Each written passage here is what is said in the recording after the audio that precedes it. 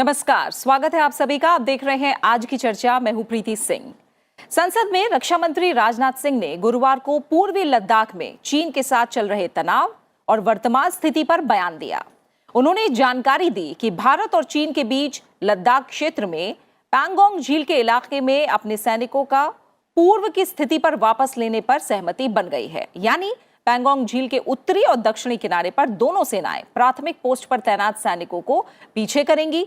चीन जहां उत्तरी तट पर फिंगर 8 के पूर्व में जाएगा, वहीं भारत फिंगर 3 के पास स्थित मेजर ध्यान Singh Thapa post permanent base पर रहेगी। उन्होंने कहा कि पैंगोंग झील से सेनाओं के पूरी तरह से हटने के बाद दोनों सेनाओं के बीच एक बार फिर से बातचीत होगी। साथ ही उन्होंने सेना के बहादुर जवानों की तारीफ की। रक्षा मंत्री ने कहा कि भारतीय सेनाओं ने सभी चुनौतियों का डट कर सामना किया और अपने शौर्य और बहादुरी का परिचय दिया। ये सदन को यह बताते हुए खुशी हो रही है कि हमारे इस अप्रोच तथा सस्टेन्ड टॉक्स के फलस्वरूप चीन के साथ पैंगोंग लेक के नॉर्थ एवं साउथ बैंक पर डिसएंगेजमेंट का समझौता हो गया है। और इस बात पर भी सभापति महोदय इस बात पर भी सहमत हो गई है कि पैंगोंग लेक से पूर्व से पैंगोंग लेक से पूर्ण डिसएंगेजमेंट के 48 आवर्स के अंदर सीनियर कमांडर स्तर की बातचीत हो तथा बाकी बचे हुए मुद्दों पर भी हल निकाला जाए। सभापति महोदय, पैंगोंग लेक एरिया में चीन के साथ डिसएंगेजमेंट का जो समझौता हुआ है उसके अनुसार दोनों पक्ष फॉरवर्ड डिप्लॉयमेंट को phased, coordinated and verified manner में हटाएंगे। चीन अपनी सेना की टुकड़ियों को नॉर्थ बैंक में फिंगर 8 के पूरब की दिशा की तरफ रखेगा और इसी तरह भारत भी अपनी सेना की टुकड़ियों को फिंगर 3 के पास अपने permanent base Dhan Singh Thapa post पर रखेगा।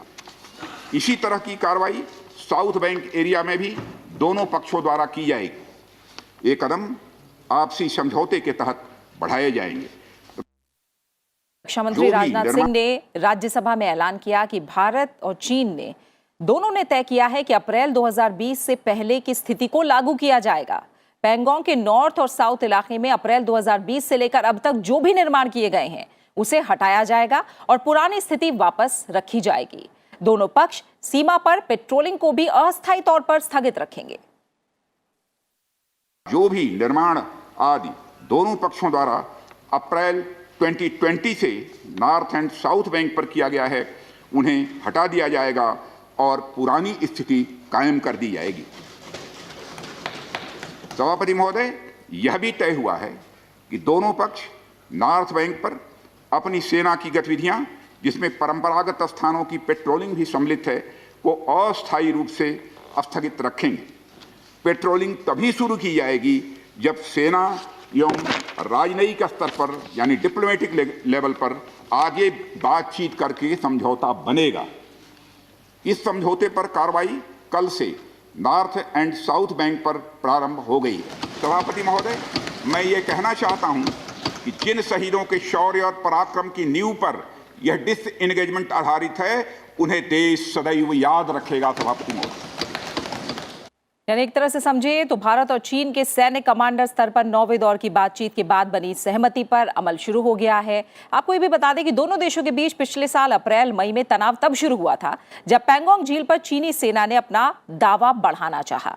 इस दौरान दोनों सेनाओं के बीच झड़प भी हुई। 15 जून 2020 को गलवान घाटी में चीनी सेना ने विश्वासघात करते हुए पेट्रोलिंग पर गई भारतीय सेना पर हमला कर दिया था। भारतीय सेना ने इस हमले का मुंहतोड़ जवाब दिया। गलवान झड़प में भारत के 20 जवानों ने बलिदान दिया। चीन के कई जवान मारे गए, उसने इस बात को स्वीकार किया, लेकिन मारे गए जवानों की संख्या बताने में चीन ने चुप्पी साध ली। इसके बाद से दोनों तरफ से पूर्वी लद्दाख में सेना और हथियारों की भारी तैनाती की गई।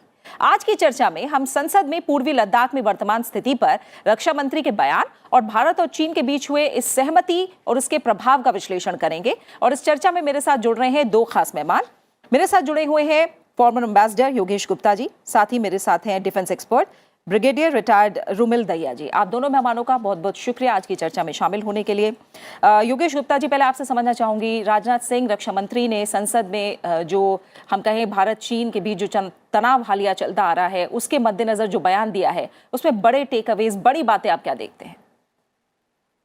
देखिए, एक तो ये बड़ा पॉजिटिव डेवलपमेंट है कि इतनी 9 राउंड्स की बातचीत के बाद जो है वो पैंगोंग एरिया में जो है दोनों साइड्स चाइना, भारत और चाइना जो है सहमत हो गए हैं डिसएंगेजमेंट के लिए। लेकिन इसके साथ साथ थोड़ा सा हमें ये भी ध्यान में रखना पड़ेगा कि जो हमारी समस्याएं हैं उस बॉर्डर्स पर, लद्दाख बॉर्डर्स पर, उसमें डिप्सेंग एरिया में भी जो है वो चाइना उन्होंने काफी हमारे एरिया पर कब्जा कर रखा है। तो वहां पर और बाकी जो एरियाज है हमारे उस क्षेत्र में, वहां पर भी डिसएंगेजमेंट होना बहुत जरूरी है।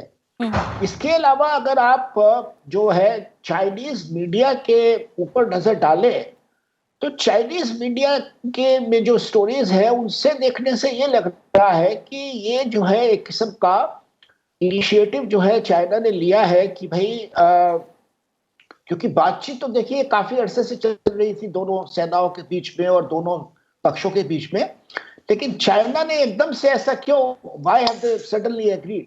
तो उसमें कुछ चाइनीज मीडिया में जो स्टोरीज आ रही हैं उनसे ये लगता है कि राष्ट्रपति बाइडेन और प्रधानमंत्री मोदी जी के बीच में जो टेलीफोन कॉल हुई 8 फरवरी को, उसमें राष्ट्रपति बाइडेन ने पहली बार हाईएस्ट लेवल पे ये कहा कि भाई हम जो है वो इंडो पैसिफिक में जो रीजनल सिक्योरिटी आर्किटेक्चर है क्वाड के थ्रू, उसको हम और मजबूत करेंगे। और ये सबको मालूम है कि ये जो क्वाड है, हालांकि इसमें कुछ लोग कहते नहीं है इतना specifically, Quad is basically aimed at to address the growing hostility of China.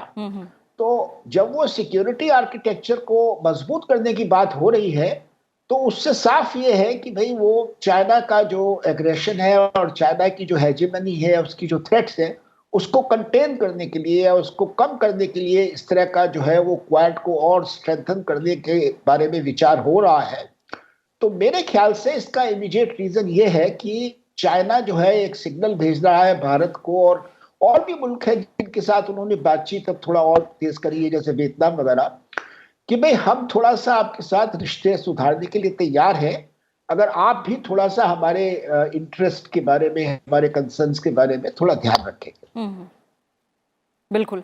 Dahiya sir, जैसे गुप्ता सर ने अभी बताया है, जो बाइडेन ने, हमने देखा कि कुछ ही दिन पहले एक तरह से चाइना पॉलिसी को क्लियर किया और बताया कि वो कितना बड़ा थ्रेट है, ना सिर्फ इंडो पैसिफिक एरिया के लिए बल्कि बाकी फ्रंट पर भी उन्होंने चाइना को थ्रेट माना है उसकी विस्तारवादी नीतियों को लेकर। एक तो ये पहलू हो गया।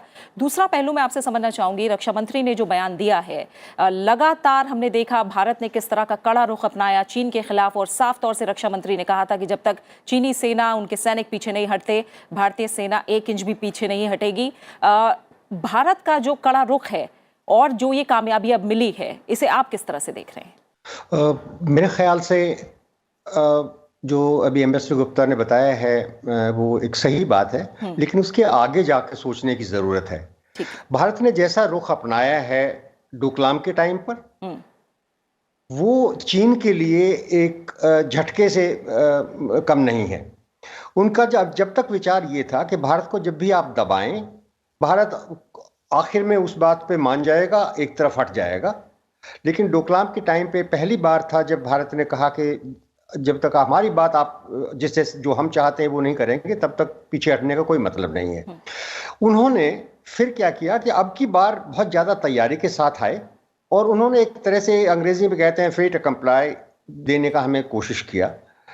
लेकिन जिस हिसाब से हमारा रिस्पॉन्स रहा है, प्रधानमंत्री की लेह की यात्रा और उसके बाद से जितने बार भी हमारे किसी भी नेता ने बात करी, किसी भी सैनिक अधिकारी ने बात करी, सीडीएस ने या आर्मी चीफ ने बात करी, उन्होंने साफ तौर पे ये बात कही कि बिल्कुल नहीं समझौता होगा जब तक कि आप एक भी इंच जमीन पर जो अप्रैल के बाद आए हैं आप, जब तक उस पर वापस नहीं हो जाते हैं। अभी आप अगर चीन की मीडिया को देखें तो कभी भी चीन के मीडिया में पीएलए के ऊपर और पीएलए की वहां क्या हालत है उसके ऊपर आपने कभी लिखा हुआ नहीं देखा होगा। एक आध बार उन्होंने कुछ बम्बास्टिक बातें करी हैं कि हम बड़े तैयार हैं, भारत की सेना चीन की सेना का मुकाबला नहीं कर सकती वगैरह वगैरह, लेकिन जो असल हालात वहां पर हैं उसके बारे में उन्होंने फेक वीडियो सिर्फ जारी किए कि वहां के चीनी सैनिक कितने खुश हैं वहां पर वगैरह वगैरह। लेकिन उनके 2 सैनिक जो हैं वहां से आए थे, हमारे इलाके में पकड़े गए थे, जो चल के आए थे। पहले वाला आया था तो पूरी तरह से वो शराब में धुत था, अब वो आया था। दूसरा भी फिर निकल के आया था। इन दोनों का अच्छी तरह से जब हमने पूछताछ करी तो पूछताछ से जो बातें निकली उससे कुछ सच्चाइयां सामने आई, प्लस जवान आमने सामने हैं, वो भी उनके हालात देख रहे हैं। बात यह है कि चीन की जो कंस्क्रिप्टेड जो सेना है, बहुत सारा हिस्सा उनका कंस्क्रिप्टेड है, जो कि उनको मजबूरन आना पड़ता है 2 साल की नौकरी करने के लिए। उनमें से कुछ लोग ऐसे हैं जो यहाँ पर डिप्लॉयड हैं, उनका 3 साल पूरे होने वाले हैं, लेकिन उनको वापस नहीं भेजा गया है। उनकी सेना में काफी खलबली है। पहली बार उनको इस तरह से मुश्किल हालात में आके रहना पड़ रहा है जहां पे -40 डिग्री सेंटीग्रेड तक टेम्परेचर चला गया है। 8वें और 9वें दौर की बातचीत में जैसे मेरी समझ है उसके हिसाब से चीनी अधिकारी एक तरह से प्लीड कर रहे थे, ये कह रहे थे भी किसी तरह से समझौता कर लो, और हमने जो है अपनी पूरी शर्तें उनके ऊपर सही तरीके से रखी। और जैसा कि रक्षा मंत्री ने बताया है, ये बिल्कुल सही बात है। और बल्कि मैं सरकार की इस मामले में दाद देना चाहता हूं कि जब से ये चीन के साथ पिछले जून से खास करके शुरू करके जब से ये कॉन्फ्लिक्ट रहा है, चला है, तब से सरकार ने कभी भी कमजोरी की बात, पीछे हटने की बात या फौज के ऊपर किसी गलत कमजोर हालत से समझौता करने की बात कभी नहीं करी है। ये जो है एक बहुत बड़ा मुद्दा है कि जो सरकार की हक में जाता है। साथ साथ सैनिकों ने उन्होंने अपने न जोश में कमी आने दी है, ना अपने काम करने के तरीके में करेंगे। अगस्त के महीने में जब हम कैलाश रेंज पर गए हैं जी, जो लोग इसी फौज के मामलों में समझ रखते हैं वो जान पाएंगे, और जिनको थोड़ा सा टेरेन का भी मालूम होना चाहिए कि कैलाश रेंज और चुशूल जो गांव है उसके बीच के अगर ट्रेन को देखें, बिल्कुल प्लेन है, सामने पहाड़ी के ऊपर से देखा जा सकता है। उसको जिस हालत में हमने जल्दी से जाके सिंक्रोनाइज तरीके से जाके पूरे रेंज पर कब्जा किया है, चीनी भौचक्के रह गए कि क्या ऐसा हो सकता है। उनकी प्लानिंग में उन्होंने कभी सोचा भी नहीं होगा कि ऐसा किया जा सकता है जैसा कि किया है। उससे हालात बदल गए, उससे हमारी पोजीशन मजबूत होगी और हम मजबूती से बात करने लगे। अब हालात ये है, जैसे रक्षा मंत्री की बातचीत से जो मुझे लग रहा है वो ये है कि फिंगर 3 से फिंगर 8 हम करते थे पेट्रोलिंग अब अप्रैल से पहले, ठीक है। फिंगर 8 से फिंगर 5 वगैरह तक चीनी भी आते थे पेट्रोलिंग करने। जरूरी नहीं कि आमने सामने आए हमेशा, लेकिन वो अपने टाइम करते थे, हम अपने टाइम पे। कारगिल से पहले चीनी फिंगर 8 के आगे नहीं आते थे, लेकिन जब कारगिल में हमारी सेना, कारगिल के टाइम पे हमारे कुछ वहां से हटाए गए और कारगिल इलाके में लगाए गए, जगह खाली होगी, चीनी उसका फायदा उठा करके और वहां पर एक कच्चा रोड बना दिया और फिंगर 5 तक आ गए। तो उसके बाद से वो पेट्रोलिंग करते रहे हैं, 99 के बाद से लेकर पेट्रोलिंग फिंगर 5 तक आते रहे हैं वो। अब क्या हो गया कि पिछले साल जब हमने कैलाश रेंज पे गए तो साथ साथ हमने क्या किया कि जो चीनी फिंगर 4 पे बैठे हुए थे, हमने उनके ऊंचे तरफ जाके, पहाड़ की तरफ जाके, और हमने अपने जवान बैठा दिए वहां पर, बना दी, तो आमने सामने हो गए। तो जो सबसे पहला काम मेरे हिसाब से जो होना है कि वो जो आमने सामने बैठे हैं फिंगर 4 के ऊपर, वहां से हटेंगे और सदर्न बैंक के ऊपर, कैलाश रेंज से नहीं हट रहे, सदर्न बैंक के ऊपर कुछ इलाका हमने भी लेक के साथ साथ हमारा डिप्लॉयमेंट था, तो अभी वो हटेंगे दोनों। ठीक है। ये हटने के बाद उसकी ग्राउंड पे वेरिफिकेशन होगी।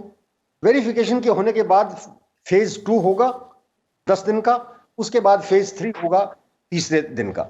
फेज 3 जब होगा तो उस वक्त ये कहेंगे हम कि लेक के नॉर्थ और साउथ में दोनों तरफ से डिसएंगेज हो गए हैं। हाँ। आपने रक्षा मंत्री की बात को अगर पूरी तरह से सुना होगा तो उन्होंने कहा कि ये पूरी तरह से मामले को सॉल्व नहीं करता है। हाँ। हालात को पूरी तरह से नॉर्मलाइज नहीं करता है। उनका मेरे हिसाब से जो समझ है, से लगता है वो ये है कि अप्रैल में जो चीनी आए और जिन इलाकों में पहुंच गए वो तो सब हो जाएगा बराबर, कोई दिक्कत नहीं। और जो आज की मसला जो सुलझना है उसकी रूपरेखा भी मेरे हिसाब से तैयार है। ठीक है, ठीक है। तो इसका मतलब ये है कि चीन को इस वक्त मजबूर होके अंतर्राष्ट्रीय हालात को देख के और जो ग्राउंड के ऊपर जो उसका सबक मिला है उसको देखते हुए ये समझौता करने पर मजबूर होना पड़ा है। ठीक है। गुप्ता सर, जैसे अभी दहिया सर ने बताया है कि रक्षा मंत्री ने जो बात कही संसद में कि सैनिकों की वापसी की प्रक्रिया के बाद बाकी मुद्दों का जो समाधान है, निराकरण है, उसे लेकर चर्चा की जाएगी और समझौते के 48 घंटे के भीतर दोनों देश के कमांडर भी मुलाकात करेंगे। जैसे दहिया सर ने बताया कि जिस तरह से चीन को मजबूर होना पड़ा है और बहुत सारे ऐसे एरियाज हैं जिन्हें हम फ्रिक्शन एरियाज अभी भी माने और हम माने कि जो प्रॉब्लम है वो पूरी तरह से अभी सॉल्व नहीं हुई है, तो भारत ने तो एक तरह से संसद से ये भी साफ कर दिया है कि बातचीत को लेकर और बातचीत से ही समाधान को लेकर भारत इसी का इच्छुक है और इसी पर आगे बढ़ना चाहता है। जी बिल्कुल ठीक है। ये तो अब जितनी भी हमने प्रोग्रेस की है, चलो पैंगोंग एरिया में तो हमने जो भी प्रोग्रेस, जो भी एग्रीमेंट हुआ है उससे कुछ तो प्रोग्रेस होगी, तो अच्छा है। लेट अस फॉलो अप और उस प्रोग्रेस के ऊपर, मतलब उन स्टेप्स के ऊपर हम फॉलो अप करें और उसके बाद हमारी कोशिश जारी रहनी चाहिए कि जो बाकी एरियाज हैं वहां से भी जो है, मतलब जो भी हमारे एरियाज इन्होंने ऑक्युपाई किए हैं उनसे इनको हटाया जाए। एक लॉन्ग टर्म में जो है मेरे हिसाब से एक हमें अपना एक टफ पोस्चर रखना पड़ेगा भारत को कि भाई जब तक आप हमारी ये जो ऑक्युपाइड टेरिटरीज हैं इनको नहीं खाली करेंगे और जब तक जो आप हमारे एग्रीमेंट्स हमने साइन किए हैं आपके साथ बॉर्डर एरियाज में पीस और स्टेबिलिटी वगैरह रखने के लिए, शांति रखने के लिए, जब तक आप इनको नहीं फॉलो करेंगे तब तक एक नॉर्मल रिलेशनशिप दोनों मुल्कों के बीच में नहीं एस्टेब्लिश हो सकती। क्योंकि चीन ये कह रहा है कि भाई आप बॉर्डर एरियाज को जैसे आप पहले मान गए थे एक तरफ कर दीजिए और बाकी जो मुद्दे हैं जैसे ट्रेड का मुद्दा है या और जो एक्सचेंजेस हैं और जो कोऑपरेटिव एरियाज है उनमें आप उनको अलग कर दीजिए। वो हमें एक्सेप्टेबल नहीं होना चाहिए क्योंकि अब जो है हमें ये साफ हो गया है कि चीन की जो इंटेंशन है हमारी तरफ, भारत की तरफ, वो सही नहीं है और चीन जो है हमें बराबरी नहीं बल्कि बहुत लो दर्जा देना चाहता है अपने जो उनकी सोच है उसमें। तो हमें जो अपना हमारा टफ एटीट्यूड है उसको हमें मेंटेन रखना चाहिए और कोशिश ये करते रहना चाहिए कि जो हमारे और फ्रेंड्स हैं जैसे अमेरिका है, जापान वगैरह है और मुल्कों के साथ मिलके जो है हमें चीन के ऊपर दबाव बनाए रखना चाहिए, ना कि सिर्फ डिफेंस एरियाज में, इकोनॉमिक एरियाज में, साइंस एंड टेक्नोलॉजी के क्षेत्र में। और हमें अपनी डिफेंस प्रिपेयर्डनेस जो है उसको और मजबूत करना चाहिए क्योंकि जब तक हम जो है अपना पक्ष मजबूत नहीं रखेंगे तब तक हमें चीन से बहुत ज्यादा कंसेशंस की उम्मीद नहीं करनी चाहिए। चीन तभी कंसेशंस देता है जब वो देखता है कि दूसरी साइड जो है वो स्ट्रांग हो गई है या उस दूसरी साइड का पक्ष जो है स्ट्रांग हो गया है। तो मेरे ख्याल से ये अप्रोच हमें रखनी पड़ेगी। ठीक है, ठीक है। दहिया सर, आप इस बात से कितना सहमत हैं जैसे गुप्ता सर ने कहा है, क्योंकि हम जानते हैं चीन पर विश्वास करना आसान नहीं है, बार बार विश्वासघात उसकी तरफ से हुआ है। हालांकि अब पूर्वी लद्दाख में पैंगोंग लेक जो क्षेत्र है वहां से सेनाएं जरूर पीछे हट रही हैं, लेकिन आगे भारत को किस तरह की रणनीति अपनानी होगी चीन को लेकर, कितनी तैयारी रखनी पड़ेगी? आप अगर पिछला इतिहास देखें आज़ादी के बाद का, तो चीन का एक रवैया साफ रहा है कि चाहे वो टेक्निकली अपना जो कहते हैं वो कहे हुए शब्द बदली करते रहें, कभी मीठा बोलेंगे, कभी सख्त बोलेंगे, लेकिन कभी भी जो उन्होंने एक रास्ता तय किया हुआ है अपना आगे जाने का, उसको कभी बदली नहीं किया है उन्होंने। जैसे कि पाकिस्तान के उनके साथ ताल्लुक हैं, भारत को किसी तरह से सब कॉन्टिनेंट के अंदर रोक के रखने के, उस पर उन्होंने कभी समझौता नहीं किया है। बात कुछ भी कहें, समझौता नहीं किया है, अपना इरादा साफ रखते हैं और उसी हिसाब से चलते रहते हैं। हम दूसरी तरफ से सेंटिमेंटल रहे हैं बहुत सारी बार। उन्होंने मीठी बात करी, ममलापुरम में आ गए तो हम सोचा कि वो ठीक ठाक हो गए, लेकिन वो अभी मेरे ख्याल में अब हमारे पास हमें भी ये बात समझ में आ गई है बहुत अच्छी तरीके से। और मुझे खुशी है कि बहुत सारे लोग जो ये कहा करते थे कि चीन के साथ हमें अच्छे संबंध बनाने चाहिए, चीन हमारा पड़ोसी है, अमेरिका हमारा दुश्मन है, वगैरह वगैरह, वो अभी आजकल उन्होंने बोलना बंद कर दिया है, क्योंकि वजह साफ है कि वो भी सच्चाई को जो है बिल्कुल झुठला नहीं सकते हैं इस वक्त। तो हमने भी अभी एक रवैया अपना साफ बना लिया है। प्रधानमंत्री ने चीन का नाम नहीं लिया है लेह में गए से लेके तब से आज तक, बल्कि उनकी सोशल मीडिया पे काफी खिंचाई होती है कि वो चीन का नाम नहीं लेते हैं। मेरा ये कहना है कि अगर चीन का नाम ले देंगे तो क्या हो जाएगा, वो बदल जाएंगे। हमें जो है अपनी मजबूती दिखानी है, मजबूती बनानी है, मजबूती से हमने जवाब देना है जमीन के ऊपर, ना कि सिर्फ भाषणबाजी के अंदर। तो हम भी ये बात सीख गए हैं। अभी जैसे चीन ने ये समझौता हमारा हो गया है, इसका मतलब ये नहीं है कि हमारी सेनाएं लद्दाख से बाहर आ जाएंगी। हमारी इतनी सेनाएं वहां पे हमेशा रहेंगी इसके बाद, जो कि चीन कभी भी खुराफात करे तो हम उस खुराफात का दुगना जवाब दे सकें और उनको मजबूर कर सकें कि वो अपने खुराफात ना करें। आप ये समझ लीजिए कि अगर हम इस किस्म का जवाब चीन को दे सकते हैं तो चीन का जो इमेज है इंटरनेशनली दुनिया भर में कि वो दुनिया की सबसे बड़ी ताकत बनने जा रहे हैं और तकरीबन पहुंच गए हैं वहां पे, वो उस इमेज को हमेशा नुकसान पहुंचता है। वो इमेज वो हम नहीं बनने देंगे। अभी वो समझ गए थे कि लद्दाख में खास करके वो नहीं आगे आ सकते, लड़ाई होगी तो हम उनका नुकसान करेंगे। पहली बात। दूसरी बात, हम क्वाड के बारे में, हमारे अमेरिका, जापान, ऑस्ट्रेलिया वगैरह के संबंधों के बारे में, हमारे इमीडिएट नेबरहुड के अंदर, चाहे मालदीव्स हो, चाहे श्रीलंका हो, चाहे नेपाल हो, चाहे बांग्लादेश हो, इन सभी में हम जो है कदम पीछे हटाने वाले नहीं हैं कि कभी चीन नाराज ना हो जाए। पहले हम सोचा करते थे कभी चीन नाराज ना हो जाए, अभी हमें वो परवाह नहीं है चीन नाराज ना हो जाए, बल्कि हमारी आज के दिन जो इच्छा है वो ये है, हमारा निश्चय है वो ये है कि हमें कोशिश ये करनी चाहिए चीन हमें कभी भी ब्लैकमेल ना कर सके, चीन हमें कभी भी डरा ना सके और हम अपने रास्ते पर चलते रहें। बिल्कुल। तो मेरे ख्याल से चीन ये इस बात को, उसको थोड़ा सा सबक मिला है पिछले साल से। वो ये समझते हैं कि भारत जो है उनके रास्ते में, दुनिया की सबसे बड़ी ताकत बनने के रास्ते में भारत एक रोड़ा रहेगा। मेरी समझ के हिसाब से वो जहां भी कोशिश होगी उनको, वो सुधरेंगे नहीं, जहां भी कोशिश होगी वो हमको नीचा दिखाने की कोशिश करेंगे। बिल्कुल। जैसे कि यूनाइटेड नेशन सिक्योरिटी काउंसिल का परमानेंट मेंबर हमें वो नहीं बनने देंगे, चाहे ये मान के चलिए आप कितनी कोशिश कर रहे हैं। बिल्कुल, जब तक कि वो खुद कमजोर नहीं हो जाते, जब तक उनको कभी हमारी बहुत बड़ी जरूरत नहीं बांध पड़ती, तब तक वो नहीं बनने देंगे। वो भारत को अपने मुकाबले में आने की कोशिश करेंगे, कभी ना आए, लेकिन भारत की अपनी कोशिश रहेगी कि हम चीन कुछ भी चाहे, हम अपने मुकाम तक पहुंचे। बिल्कुल। और भारत की कोशिशों को लेकर ही गुप्ता सर, जैसे आपने शुरू में भी जिक्र किया जो बाइडेन को लेकर, कहीं ना कहीं ये माना जा रहा था कि अगर बाइडेन राष्ट्रपति बनते हैं तो उन्हें थोड़ा प्रो चाइना माना जा रहा था, इस तरह की बातें भी थी। लेकिन जिस तरह से बाइडेन ने एक तरह से पद ग्रहण करने के बाद चाइना को लेकर अपनी पॉलिसी का ऐलान किया और आप कहा कि सबसे बड़ी चुनौती एक तरह से चाइना से निपटना ही होगा, और भारत को लेकर और क्वाड की जल्द ही हो सकता है वो एक मीटिंग भी करें, वर्चुअल मीटिंग भी करें। ये इन सब चीज़ों का भी असर क्या कहीं चाइना पर पड़ा है, और ये क्या सही समय है जो इमेज चाइना की बन रही है दुनिया भर में, क्या ये सही समय भी है कि जो एक समान विचारधारा वाले देश हैं भारत उन्हें साथ लेकर आए चीन के खिलाफ? आप बिल्कुल ठीक कह रही हैं प्रीति जी। देखिए, आज के जो हालात हैं वो ये है कि चाइना ने जो है वो इकोनॉमी में और अपना मिलिट्री बिल्डअप में, टेक्नोलॉजी में काफी तरक्की की है, और उसमें और अमेरिका के बीच में जो गैप है वो अब धीरे धीरे कम होता जा रहा है, और अब वो जो है अमेरिका की बराबरी करना चाहता है।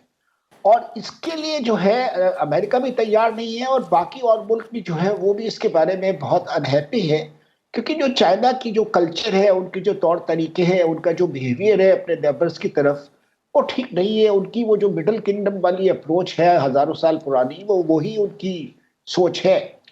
तो अमेरिका में अब ये विचार हो रहा है कि भाई चाइना इतना बड़ा हो गया है और इतना आगे निकल रहा है, तो क्या स्ट्रेटजी अपनाई जाए कि चाइना का इन्फ्लुएंस कंटेन किया जाए और अमेरिका की लीडरशिप को जो है मेंटेन किया जाए। तो अभी पिछले 1-2 रोज में जो है राष्ट्रपति बाइडेन ने जो है एक inter agency task force constitute की है, जिसमें कि state department, defence department, homeland security, intelligence और ट्रेजरी, फाइनेंस, मतलब जो भी कंसर्न डिपार्टमेंट्स वो सब मिलके जो है ये काम करेंगे कि भाई अमेरिका का जो ग्लोबल मिलिट्री और इंटेलिजेंस फुटप्रिंट है उसको किस तरह से रीऑर्गेनाइज किया जाए कि जिसका एक इम्पोर्टेंट शेयर, एक इम्पोर्टेंट पार्ट जो है वो एशिया में चाइना के ऊपर फोकस्ड हो, और किस तरह से चाइना, क्या एक स्ट्रेटेजी अपनाई जाए जिससे कि चाइना का इन्फ्लुएंस कंटेन हो। और ये जो एक लॉन्ग टर्म कंपटीशन है जो राष्ट्रपति बाइडेन ने कहा है कि भाई किस तरह से अमेरिका और अमेरिका के जो साथी हैं वो इस लॉन्ग टर्म कंपटीशन को जीतें। और ये टास्क फोर्स ये भी डिसाइड करेगी कि जो अमेरिका के एलाइज हैं, अमेरिका के जो पार्टनर्स हैं, उनका क्या रोल होना चाहिए। मतलब एक किस्म से जो आप कह लें कि लॉन्ग टर्म स्ट्रेटेजी जो है चाइना को इस कंपटीशन में पीछे छोड़ने के लिए, और किस तरह से चाइना की अब्यूजिव और अनफेयर पॉलिसीज हैं उसका मुकाबला करने के लिए, ये सब स्ट्रेटेजी वो लेके आएंगे। और इसमें भारत का जो है एक बहुत महत्वपूर्ण रोल रहेगा। बिल्कुल, उसके कई कारण हैं कि एक तो हमारी जो आर्म फोर्सेस है वो एक बहुत साइज भी उनका बड़ा है और प्रोफेशनल आर्म फोर्सेस। बिल्कुल। दूसरी बात हमारी इकोनॉमी बड़ी है, और तीसरी बात भारत एक सिर्फ एक ऐसा मुल्क है एशिया में जिसने एक चीन की जो अनफेयर और अब्यूजिव पॉलिसीज है उनको रेजिस्ट करने का डिटर्मिनेशन दिखाया है, चाहे वो बेल्ट एंड रोड रही हो, चाहे वो चाइना का एग्रेशन रहा हो। तो ये जो इस तरह का डिटर्मिनेशन है वो भारत के अलावा और आपको कहीं नहीं मिलेगा। बाकी सब जो है वो चाइना के साथ हेजिंग कर रहे हैं या कॉम्प्रोमाइज कर रहे हैं।